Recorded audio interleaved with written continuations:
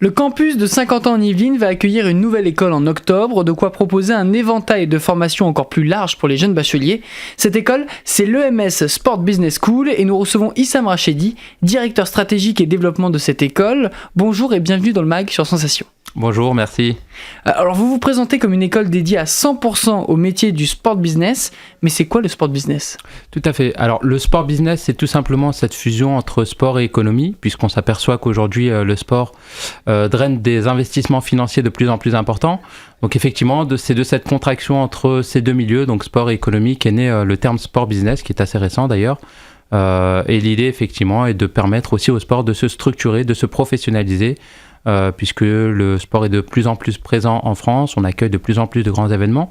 Donc voilà, l'idée est d'accompagner un petit peu cette croissance du sport en France. Pourquoi avoir voulu créer cette école ? Alors, nous avons créé cette école tout simplement puisque nous nous sommes rendus compte que de nombreux acteurs du sport, et notamment les grands comptes, avaient besoin justement de profils qui étaient plus spécifiques, plus spécialisés, et qui connaissaient un petit peu mieux l'environnement du sport. Puisque l'économie du sport est particulière, le sponsoring sportif est particulier, on est face effectivement à des montants investis très très importants qui peuvent parfois choquer un petit peu l'opinion publique. Mais voilà, effectivement, cela correspond à un développement et une croissance du sport qu'on connaît déjà dans certains pays comme les États-Unis et qui aujourd'hui justement arrive de plus en plus en Europe et notamment en France. Il existe déjà une quinzaine d'écoles de ce type à peu près en France. On peut parler aussi de Win ou d'ESG Sport. Qu'est-ce qui vous différencie des autres finalement ? Alors effectivement, certaines écoles existent déjà sur ce secteur-là. Nous avons pris nous un positionnement qui est différent de ces écoles-là, puisque effectivement créer une école similaire aux autres n'était pas intéressant. L'idée est d'apporter justement au marché de la formation dans le domaine du sport et en particulier dans le sport business une approche qui soit innovante et différente de ce qui existe déjà. Donc nos deux points de démarcation importants, ce sont le réseau d'entreprises partenaires avec lequel nous travaillons, puisque nous avons vocation effectivement à travailler avec un certain nombre d'entreprises du domaine du sport et du sport business. Donc contractualiser justement tous ces partenariats-là pour accompagner nos étudiants dans le cadre de leurs stages et de leurs alternances. L'autre volet de démarcation, ça va être l'innovation, puisque nous sommes installés de manière stratégique justement sur Saint-Quentin-en-Yvelines et on sait que l'innovation est chère à la communauté d'agglomération de Saint-Quentin-en-Yvelines. Beaucoup de choses sont faites sur ce secteur-là d'un point de vue innovation technologique, numérique, digitale.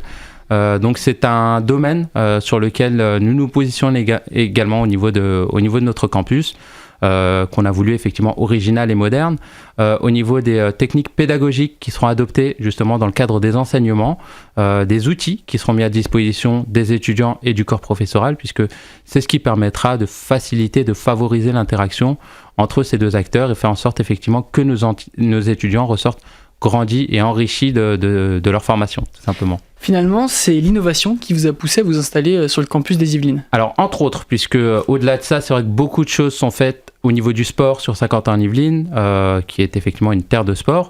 Les Jeux Olympiques se dérouleront en bonne partie sur ce secteur-là, puisque nous avons la chance d'avoir 5 sites olympiques à proximité directe de notre campus. Donc voilà, il y a effectivement beaucoup de choses qui se font d'un point de vue sportif et pour le coup sport business également, puisque quand on voit l'impact qu'a eu la Ryder Cup l'an dernier, on se doute qu'effectivement les Jeux Olympiques vont générer beaucoup d'investissements financiers, beaucoup d'employabilité, beaucoup de développement économique ou en termes d'attractivité. Et c'est la raison aussi qui nous a poussé à nous installer sur Saint-Quentin-en-Yvelines. Alors la Ryder Cup, on se rappelle que c'est du golf. D'ailleurs, le golf, vous nous en avez parlé, sera présent aux Jeux Olympiques 2024 dans les Yvelines. Est-ce que cet événement va créer de l'emploi ? Tout à fait. Ah oui, effectivement, tous les Jeux Olympiques, de manière générale, effectivement, toutes disciplines confondues, vont générer de l'emploi en France. On voit plusieurs articles de presse ou de revues qui parlent effectivement de l'employabilité dans le domaine du sport, en lien effectivement avec les Jeux Olympiques 2024. Donc beaucoup d'emplois vont être créés dans le cadre des Jeux Olympiques et justement l'idée est aussi de pourvoir toutes ces structures-là en profils qui soient qualifiés et compétents et qui puissent justement prendre des postes clés dans les structures du sport dans les années à venir. Donc il y aura un véritable impact pour les écoles comme la vôtre ? Complètement, effectivement. Et nous positionnons également avec cette perspective des Jeux Olympiques 2024. En regardant de plus près vos programmes, il n'y a pas de spécialisation vraiment, c'est avant tout une formation complète du milieu du sport et à tous les niveaux. Alors, on a effectivement sur les premières années une ouverture, on essaye d'avoir justement une ouverture assez globale, tout simplement pour faire découvrir aux étudiants les différents sous-secteurs et les métiers qui existent dans le domaine du sport business.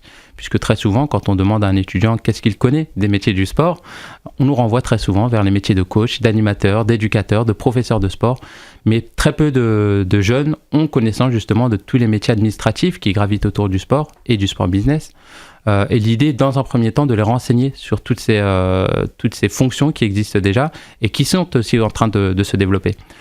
Et en dernière année, sur les années de césure, justement, des 2 cursus que nous proposons, on choisit une option pour se spécialiser un petit peu plus sur un champ d'activité, développer une compétence propre à un champ d'activité.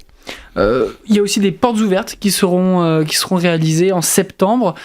Qu'est-ce qu'on y attend? Des visites, un peu de la présentation générale de l'école? Alors, effectivement, tous les samedis sur le mois de septembre, nous organisons des journées portes ouvertes. L'objectif est que les étudiants puissent d'une part découvrir notre campus, que nous avons voulu confortable justement pour permettre aux étudiants d'être dans de bonnes dispositions d'apprentissage, de professionnalisation, idéalement placés à quelques minutes de la gare de Saint-Quentin-en-Yvelines, entourés de parcs et d'espaces verts, à quelques pas également de l'université de Versailles-Saint-Quentin-en-Yvelines.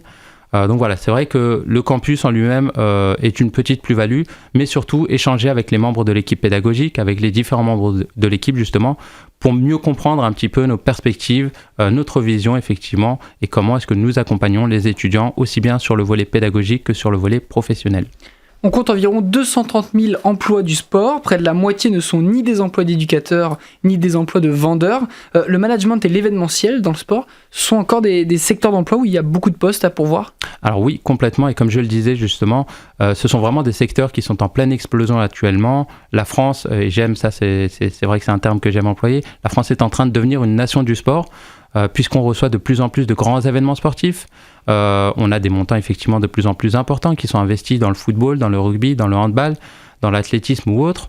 Donc l'idée est effectivement de jongler un petit peu avec tous ces métiers qui sont en train de se créer aujourd'hui, qui se développent, et faire en sorte d'accompagner les étudiants vers ce type de métier. Comment expliquez-vous cette attractivité du sport en France, cette richesse? Alors, on l'explique de plusieurs manières, puisque effectivement, le sport professionnel est en plein boom. À côté de ça, nous avons le sport fédéral et la pratique libre qui sont également en plein développement.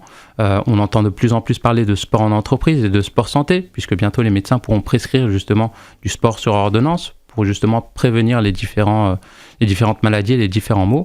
Et effectivement, c'est ce qui fait qu'aujourd'hui, le sport est en plein essor, est en pleine croissance. Quand on voit l'impact qu'a eu dernièrement la quête de la Coupe du Monde justement en 2018 et le monde que ça a soulevé, effectivement, c'est vrai que c'est un vecteur prédominant dans notre société aujourd'hui.